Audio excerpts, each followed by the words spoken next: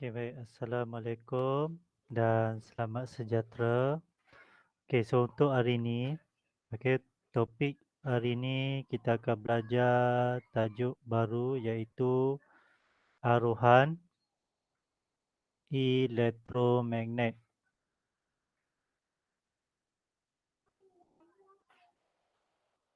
Okey, so yang pertama sekali kita kena kenal pasti apakah itu aruhan elektromagnet. Okey, aruhan elektromagnet ialah aruhan elektromagnet ialah penghasilan penghasilan arus aruhan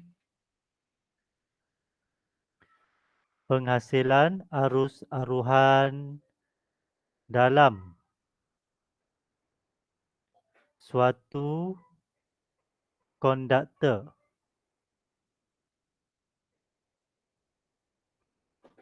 Okey, penghasilan arus aruhan dalam suatu konduktor apabila berlaku perubahan.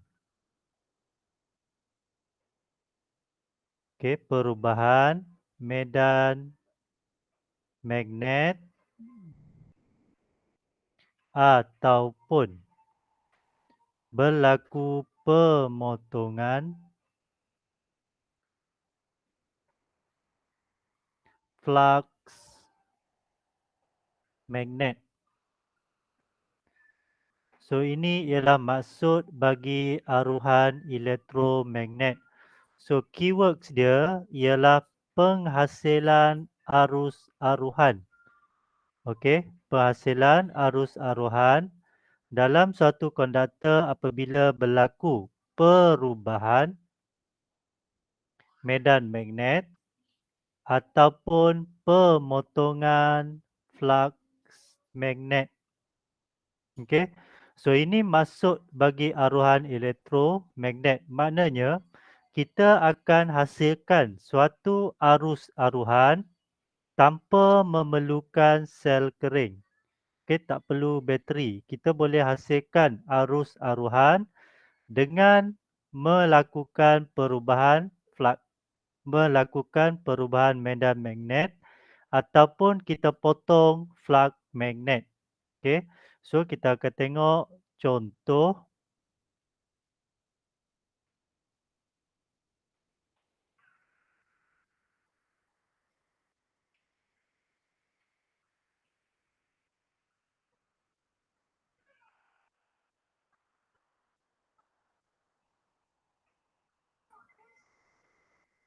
Okey. Ini contoh yang pertama. Okey, so di sini kita ada satu dawai. So dawai ini ialah konduktor. Okey, kemudian arah pergerakan dawai ini ke atas. Okey, di tepi ini adanya magnet kekal iaitu kutub utara dan kutub selatan. So kita tahu magnet kekal dia akan menghasilkan medan magnet. Okey, so medan magnet dari kutub utara ke kutub selatan. Okey, garisan yang warna hijau ni ini ialah medan magnet. Apabila dawai digerakkan dari bawah bergerak ke atas, pergerakan dawai ini dia akan memotong flux magnet, okey, ataupun medan magnet tadi. Okey, dia akan potong flux magnet. So apabila berlaku pemotongan flux magnet, dia akan menghasilkan arus aruhan. Okey, bukan arus saja, dia mesti ada perkataan aruhan. Okey, arus aruhan. So arus aruhan tu akan mengalir. Okey. So kita kesan arus aruhan ni menggunakan galvanometer. So galvanometer ni fungsi dia ialah mengesan arah pergerakan elektron. Ini fungsi sebenar galvanometer. dia mengesan arah pergerakan elektron. Okey, kita kena ingat yang ini, arus, okey, kita menggunakan dalam fizik, kita menggunakan pergerakan arus dari terminal positif ke negatif. Okey, itu pergerakan arus. Okey, arus dia daripada terminal positif ke terminal negatif. Ini arus. Manakala untuk elektron, dia bertentangan dengan arus.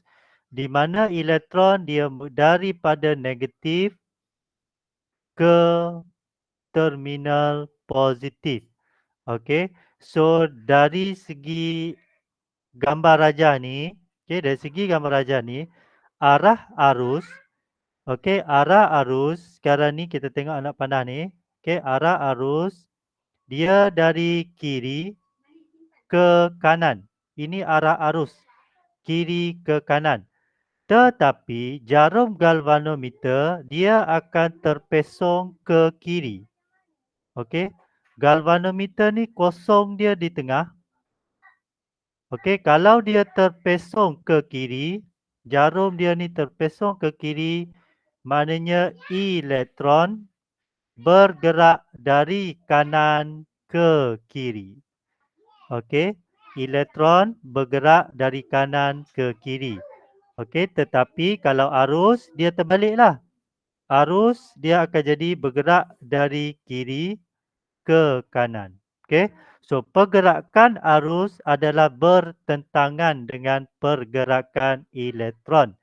Dan kita kena ingat galvanometer dia mengesan arah pergerakan elektron, bukan arah pergerakan arus. Okey. So harap jelas yang itu ya. Okey. Seterusnya, okey, seterusnya. Okey, seterusnya magnitude. Nilai ataupun magnitude yang kedua. Okey, magnitude arus aruhan yang terhasil. Okey. Magnitude ataupun nilai besar ataupun kecil arus aruhan yang terhasil tu bergantung ataupun boleh diterangkan, okey, magnitude arus aruhan. Okey, magnitude arus aruhan yang terhasil, okey, diterangkan oleh ada satu hukum, iaitu hukum Faraday. Ini. Okey, magnitud arus aruhan yang terhasil kita boleh terangkan menggunakan hukum Faraday. So hukum Faraday ni apa yang dia cakap? Hukum Faraday menyatakan bahawa magnitud arus aruhan yang terhasil, okey, magnitud arus aruhan yang terhasil berkadar terus dengan kadar pemotongan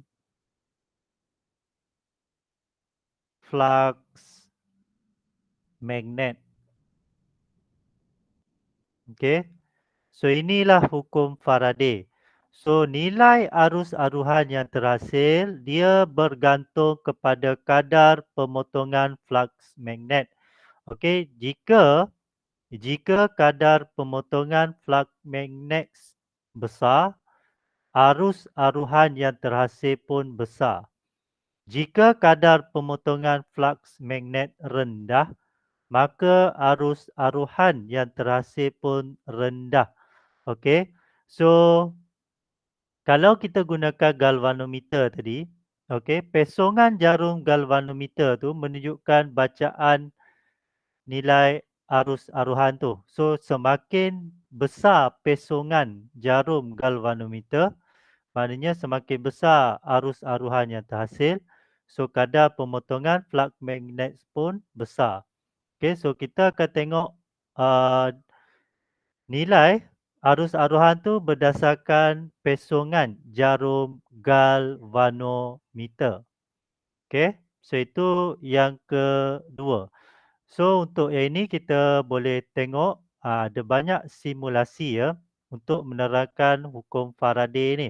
So magnitud arus aruhan, ingat hukum Faraday, magnitud arus aruhan yang terhasil berkadar terus dengan kadar pemotongan flux magnet.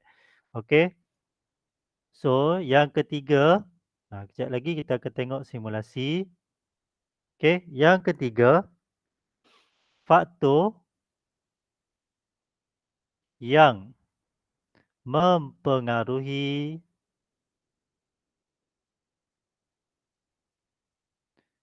faktor yang mempengaruhi arus aruhan yang terhasil. Ada beberapa faktor. Untuk faktor yang mempengaruhi arus aruhan ni, dia sebenarnya boleh dikatakan juga faktor yang mempengaruhi kadar pemotongan flux magnet. Okey. So, faktor yang mempengaruhi arus aruhan ni sama juga kalau soalan tu dia tanya faktor yang mempengaruhi kadar pemotongan flux magnet pun faktor yang sama saja. Okey. So, ada beberapa faktor.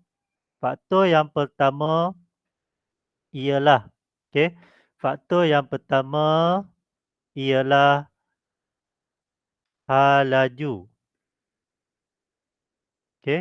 Hal laju relatif. Hal laju relatif konduktor ataupun dawai. Pergerakan dawai, hal laju relatif konduktor ataupun hal laju relatif magnet pun boleh. Magnet bergerak pun boleh, dawai bergerak pun boleh. Okey, so di sini hubungan dia semakin bertambah hal laju, maknanya semakin laju dia punya pergerakan, kadar pemotongan flux magnet pun bertambah. Bila kadar pemotongan flux magnet bertambah, arus aruhan pun bertambah. So itu dia punya step dia. Okey, so yang pertama, jika hal laju bertambah, kadar pemotongan flux magnet bertambah, arus aruhan bertambah. So di situ ada 3 poin dia yang penting untuk kamu terangkan. Okey, faktor yang kedua ialah kekuatan medan magnet. So, kekuatan medan magnet ni bergantung kepada ciri-ciri magnet tu. Okey, kalau kita gunakan magnet yang lebih kuat, sama saja seperti nombor 1 dia punya penerangan. Jika kekuatan medan magnet bertambah, kadar pemotongan flux magnet bertambah, maka arus aruhan bertambah. So, 3 step di situ. Okey. Dan kekuatan medan magnet ni, dia juga dipengaruhi oleh, cikgu dah pernah cakap, dia juga dipengaruhi oleh bentuk magnet tu. Okey. Bentuk magnet ataupun separuh bulatan ni macam ni. Kutub utara, kutub selatan. Okey. Bentuk ni lebih kuat daripada flex magnet yang berbentuk rata. Macam ni. Okey. So, kekuatan medan magnet bertambah, kadar pemotongan flux magnet bertambah, maka arus aruhan pun bertambah. Ini faktor yang kedua. Okey. Faktor yang ketiga. Faktor yang ketiga ialah bilangan lilitan kalau kita gunakan solenoid. Okey, bilangan lilitan ataupun setengah tu dia gunakan gegelung, bilangan gegelung. Okey.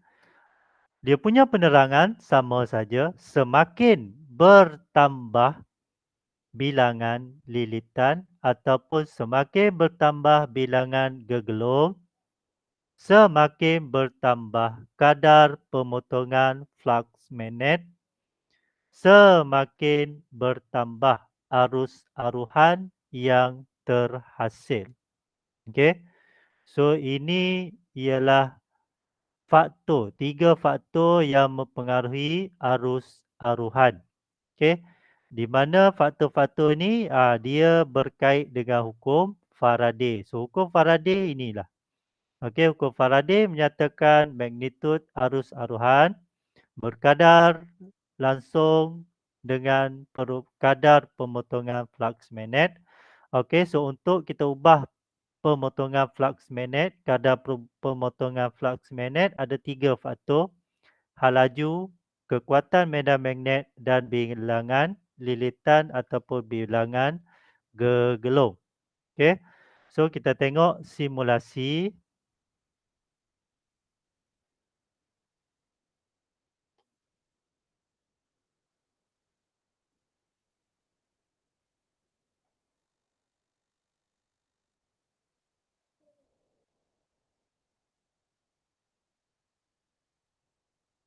Okey, simulasi yang pertama.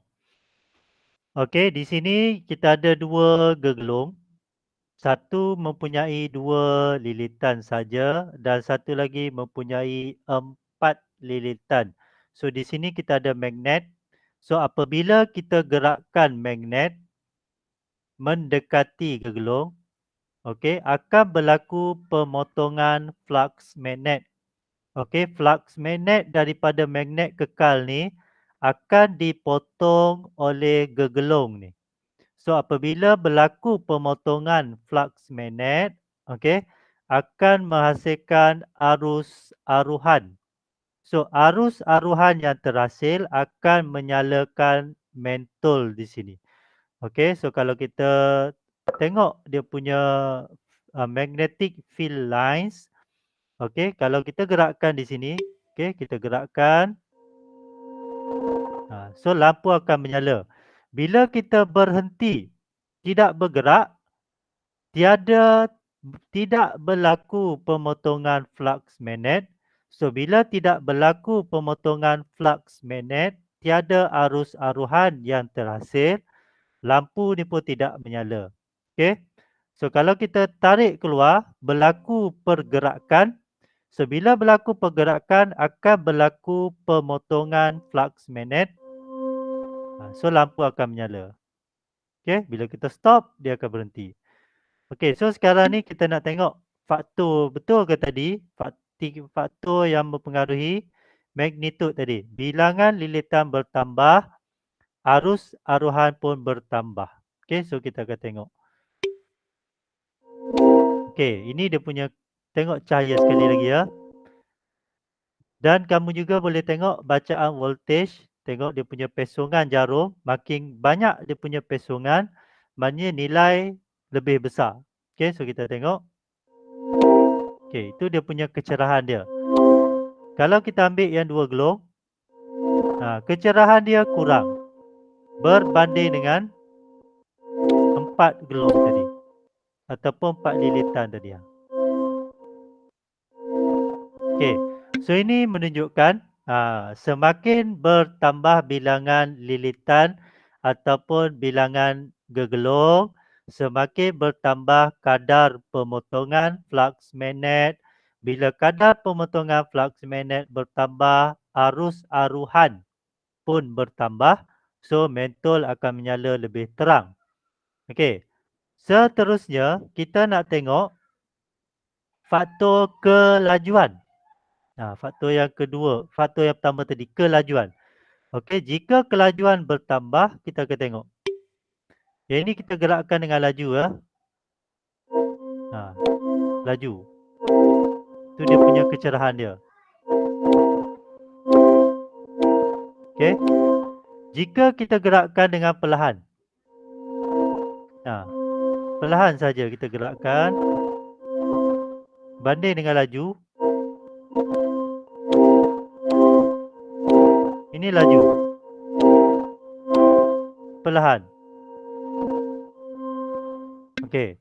So di sini kita akan nampak jika jika laju bertambah, kadar pemotongan flux magnet bertambah, arus aruhan bertambah. Okey. Jika laju perlahan, jika laju perlahan, kadar pemotongan flux magnet rendah, arus aruhan pun rendah.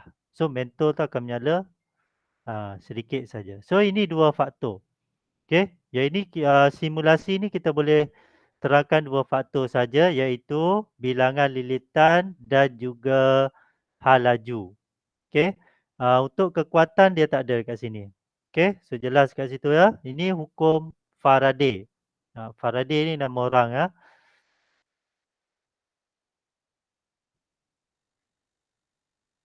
Okey, baik. Seterusnya, okey, selepas selesai hukum Faraday, kita ada satu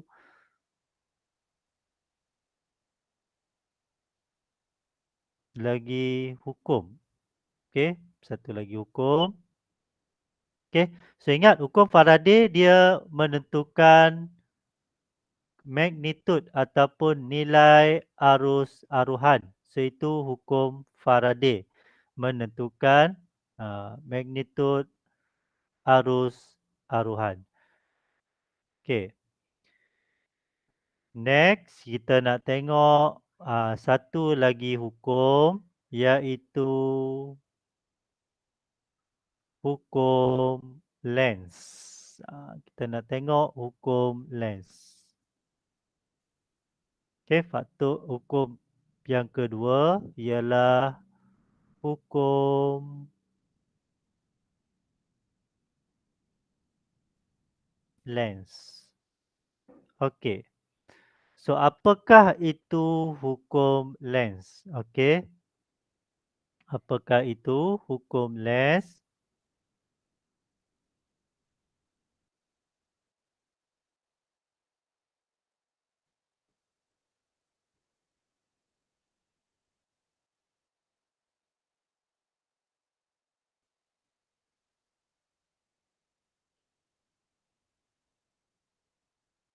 Okay, so hukum Lenz kita gunakan untuk bagi solenoid. Okey, solenoid ni ada satu bar, kemudian kita lilit banyak gelung dekat situ. So ini solenoid. Okey. So bagi solenoid, hukum Lenz digunakan untuk menentukan kekutupan magnet di hujung solenoid apabila arus aruhan berlaku. So sekarang ni hukum Lenz kita gunakan untuk menentukan kutub magnet. So di hujung solenoid itu kutub apa? Utara ataupun selatan.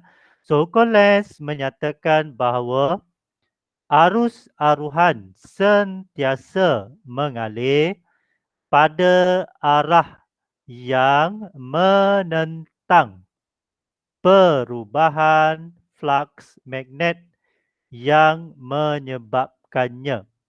Okey, so arah arus aruhan dia menentang menentang perubahan flux magnet yang menyebabkannya.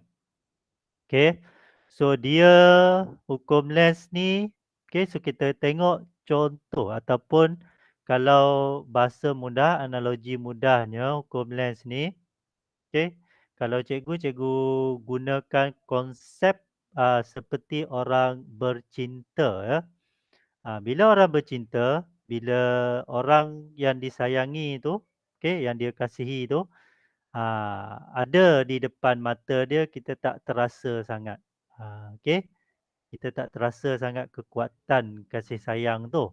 Okey, tetapi jika orang yang kita sayang tu berada jauh, dia nak meninggalkan kita, okey, kita akan mula terasa kehilangan dia. Okey, maknanya bila benda tu dekat dengan kita, kita tak nak dia, kita akan tolak. Okey, seolah-olah kita tolak dia.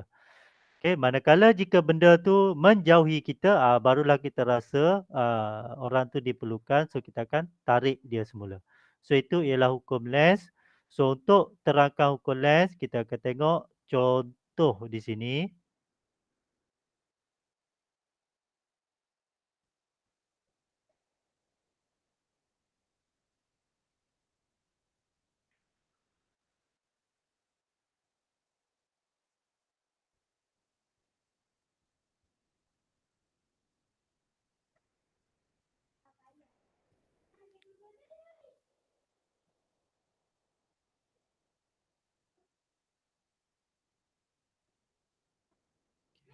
Ya.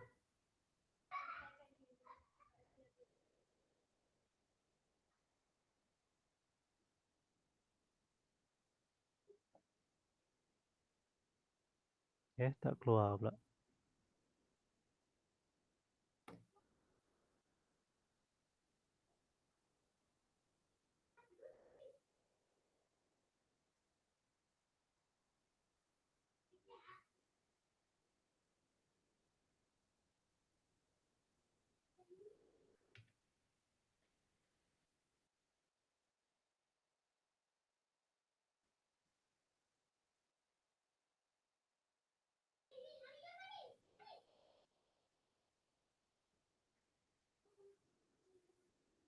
Okey.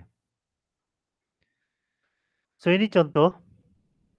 Contoh yang pertama A, apabila magnet ditolak mendekati solenoid. Okey, kita tengok kutub utara di sini. Kutub utara pada magnet.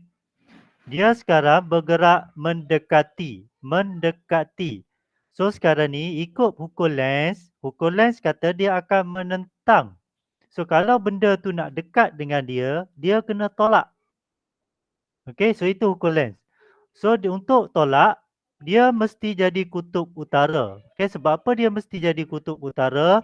Kutub yang sama, utara dengan utara ataupun selatan dengan selatan, dia akan menolak. Okey, kutub magnet yang sama, dia akan menolak. Manakala kutub magnet yang berlainan, dia akan menarik. So sekarang ni, hujung sebelah sini dia menjadi kutub utara. So bila kita dah dapat kutub utara kita dah dapat kutub untuk solenoid. Yang kedua, kita kena gunakan petua genggaman tangan kanan. Okey, kita gunakan petua genggaman tangan kanan di mana ibu jari menunjukkan. Okey, so ibu jari dia akan menunjukkan arah kutub utara. So genggaman 4 jari lagi itu ialah arah arus. So sekarang ni arus ke bawah. Okey, so betul lah ni macam ni. Okey. So arus sekarang mengalir dari ini arus ya. Arus mengalir dari kiri ke kanan, tetapi pesongan jarum galvanometer bertentangan dengan arus. Sebab apa dia bertentangan? Sebab galvanometer dia menunjukkan arah pengaliran elektron. Elektron bertentangan arah dengan arus. So kalau arus dari kiri ke kanan, elektron akan bergerak dari kanan ke kiri. Okey, sebab tu jarum galvanometer ni dia terpesong ke kiri. Okey. So kita tengok B. Okey, untuk B, magnet yang sama didekati tetapi sekarang dia kutub selatan. Mendekati. So ikut hukum Lenz, dia kena tolak. Dia akan tak nak benda tu dekat dengan dia. So dia kena jadi kutub selatan. So pada solenoid ini sebelah sini, dia mesti jadi kutub selatan. So bila di sini kutub selatan, automatik di bahagian satu lagi mesti jadi kutub utara. So kita dah kenal pasti kutub pada solenoid. Yang kedua, kita kena gunakan genggaman tangan kanan. Sama juga genggaman tangan kanan. So, ibu jari menunjukkan arah kutub utara. So, ibu jari kamu ke sini. So, inilah tangan kamu. So, kita akan dapat arus naik ke atas macam ni. Okay. So, arus sekarang mengalir dari kanan ke kiri. Tetapi galvanometer dia akan menunjukkan arah ke kanan. Sebab apa? Elektron sekarang mengalir dari kiri ke kanan. Okay, elektron mengalir bertentangan arah dengan arus. Okay. Contoh yang ketiga C, apabila magnet ditarik menjauhi solenoid. So, bila dia ditarik menjauhi solenoid, okey, benda ni nak pergi jauh dengan kita. So, ikut ukur lens, dia akan menentang. So, benda nak jauh, dia tak nak bagi benda tu jauh. So, dia kena tarik magnet tersebut. So, untuk tarik magnet tersebut, tengok kutub magnet ialah utara. So, untuk tarik, dia mesti jadi kutub yang berlainan. Solenoid tu kena jadi kutub berlainan. So, kalau magnet tu utara, dia kena jadi kutub selatan, barulah dia boleh tarik. So, pada bahagian sini selatan, so automatik di hujung sebelah kiri ni kutub utara. So, sama gunakan genggaman tangan kanan. Ibu jari tunjuk arah utara. So, kita akan dapat sama macam B. Dia punya tu. Okey. Manakala untuk C, magnet menjauhi solenoid. Okey, kita tengok kutub pada magnet ialah selatan. So, selatan ni nak pergi jauh. So, ikut hukum lens. Hukum lens dia menentang. So, dia tak nak magnet tu pergi jauh dengan dia. So, untuk tarik magnet tersebut, solenoid tu mesti jadi kutub yang berbeza. So, kutub selatan pada magnet, solenoid dia kena berbeza. So, dia mesti jadi utara. So, sebelah kanan sekarang ni utara. So, ibu jari genggaman tangan kanan. So, ibu jari tunjuk arah utara. So, kita genggam. Okay, so arah arus, 4 jari lagi tu menunjukkan arah arus. Okay, so arus sekarang mengalir dari kiri ke kanan. Tetapi ingat, pesongan galvanometer dari dia akan terpesong ke arah kiri. Sebab galvanometer dia mengikut pengaliran elektron. Di mana elektron dia mengalir bertentangan arah dengan arus. Okay, jika arus dari kiri ke kanan, elektron mengalir dari kanan ke kiri. Sebab itulah jarum galvanometer untuk D ni dia terpesong ke kiri. Okay, so ini ialah hukum lens. Okay.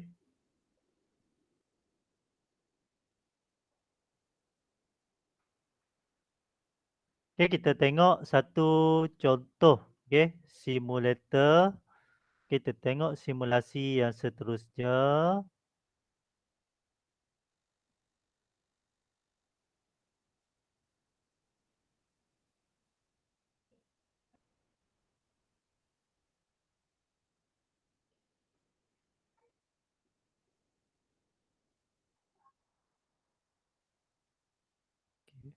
So, kita nak tengok yang kita terangkan tadi betul ke salah dia punya ni ya.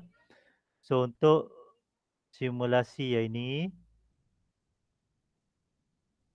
Okay.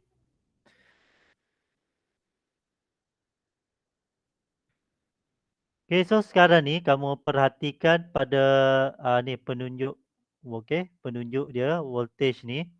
So, bila kita ada magnet. So, di sini ialah kutub utara. So, bila kutub utara, kita gerakkan mendekati. Okay. So, mendekati. So jarum tu dia terpesong ke kiri. Okey. Bila kita gerakkan dia menjauhi, dia akan terpesong ke kanan. Okey. So betul lah ikut hukum lens tadi. Okey. So bila dia nak dekat, okey, bila mendekati dia menentang perubahan. Okey, bila dia nak jauh pun dia menentang perubahan. Itu ialah hukum lens. Okey. Sebab tu arah ni dia akan berubah arah. Arus akan berubah arah. Okey, bila kutub berubah. Okey, sebab apa? Genggaman tangan kanan tadi. Okey, ibu jari menunjukkan arah ibu jari menunjukkan arah kutub yang terbentuk pada solenoid. Okey.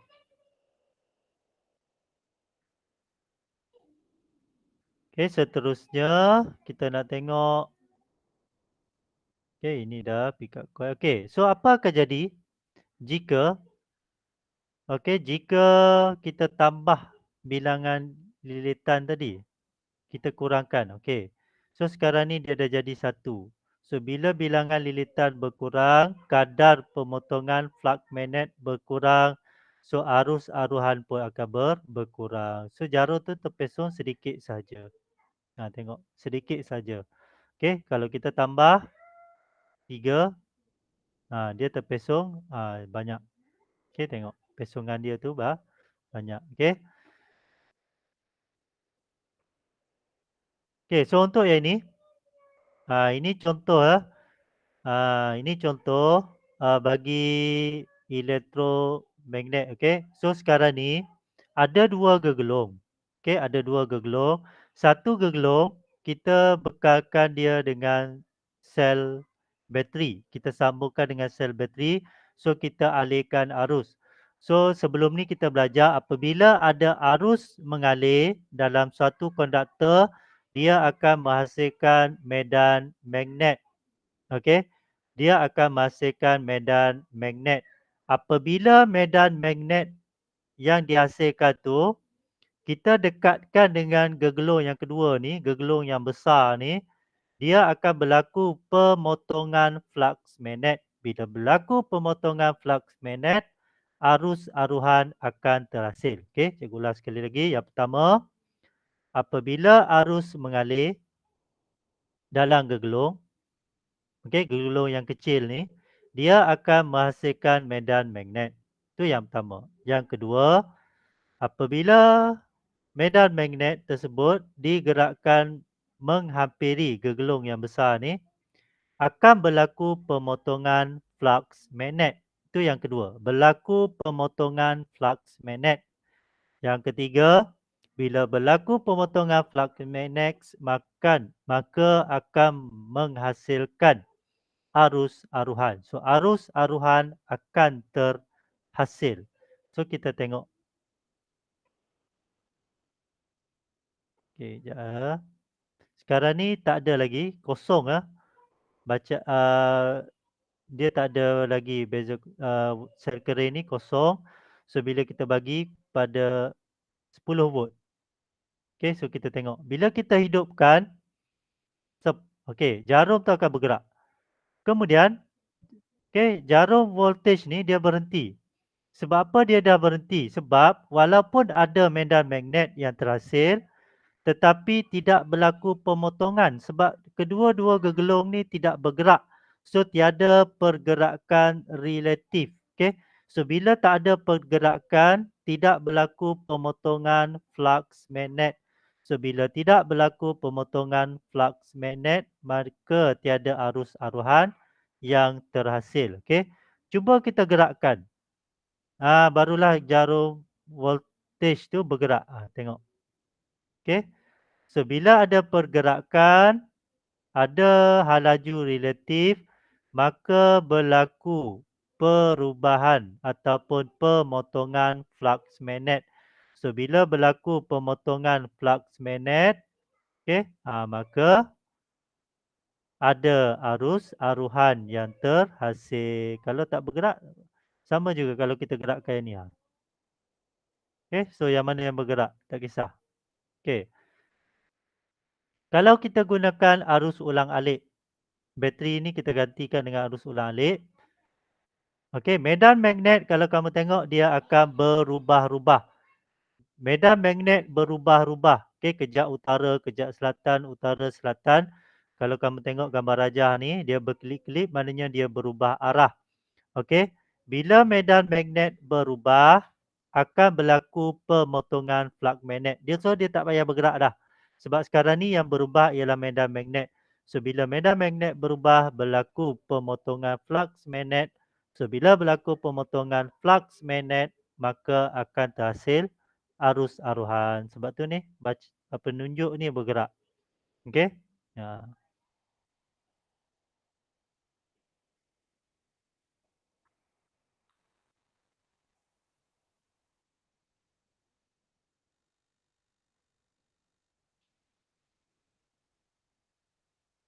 Okey.